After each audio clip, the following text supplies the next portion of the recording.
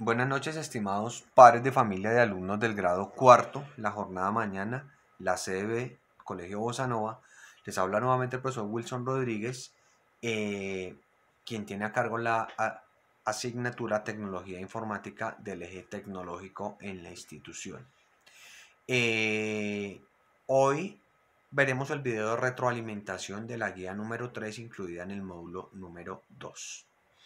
El tema de esta guía lo llamamos los virus informáticos.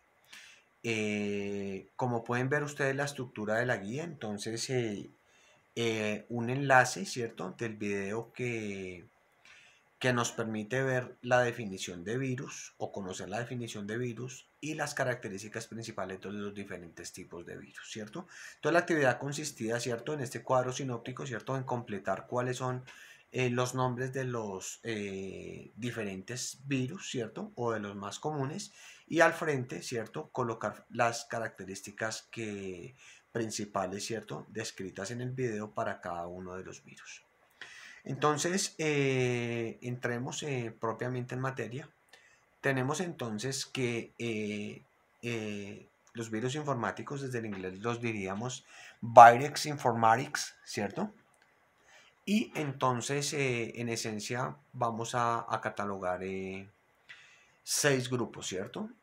De hecho, casi todos tienen las mismas características, ¿no?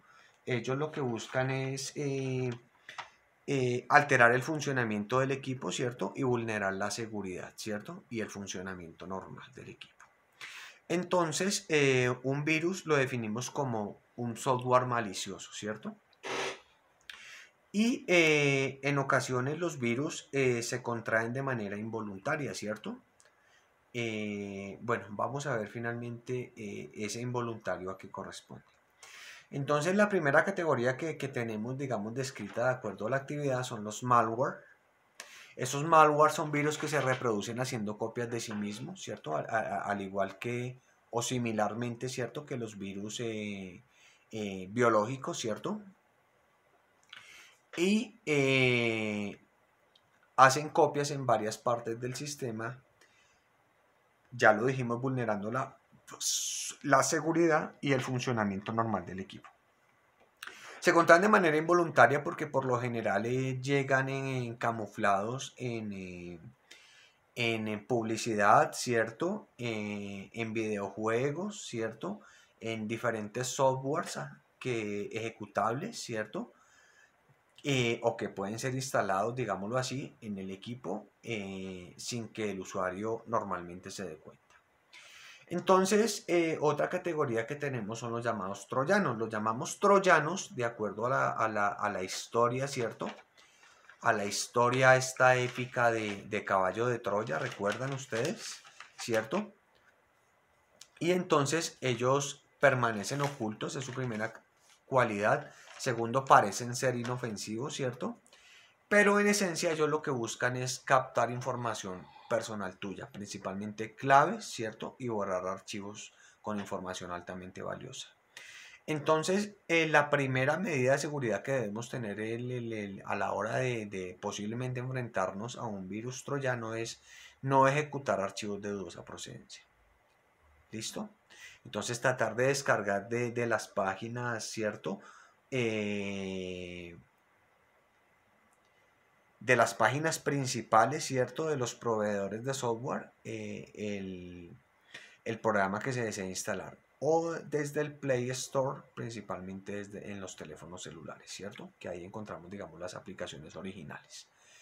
Otro virus bastante conocido son los llamados gusanos.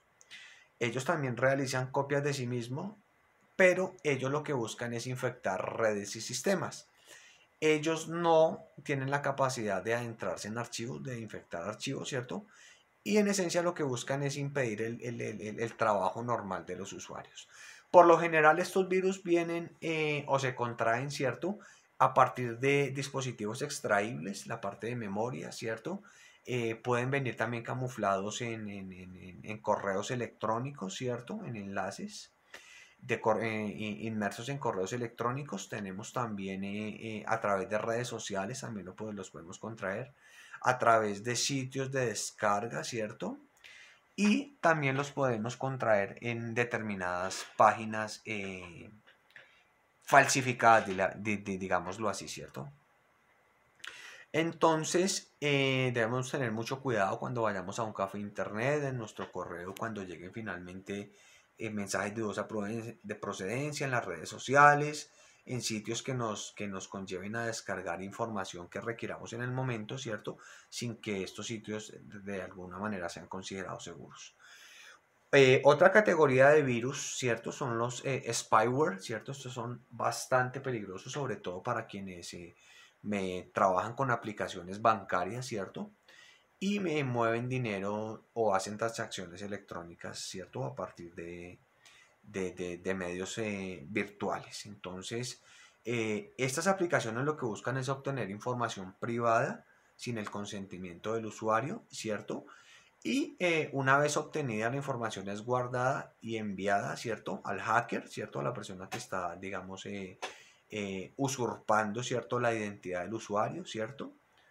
O quien desea finalmente robar, entre comillas, esos datos. Bueno, otra categoría bastante conocida son los keyloggers.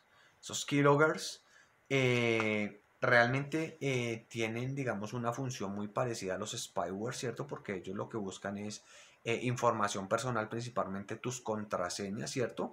Y lo que registra en los keyloggers son determinar cuál ha sido las teclas que tú normalmente usas o el tecleo que normalmente usas para así ellos poder descifrar, ¿cierto?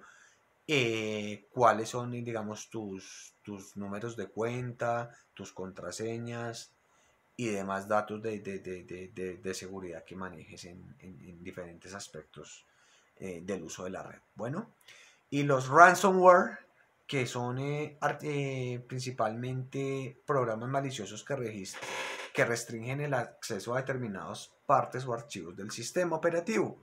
Entonces tú te puedes encontrar un día con que finalmente no puedes acceder a información personal tuya contenida en el mismo dispositivo o en el mismo computador personal, y entonces estas personas a cargo lo que hacen es esto, a cambio, a cambio de entregarte, digamos, la desrestricción, ¿cierto? O el acceso normal a tus archivos o a tu sistema es extorsionarte, ¿cierto? Pidiéndote rescates monetarios.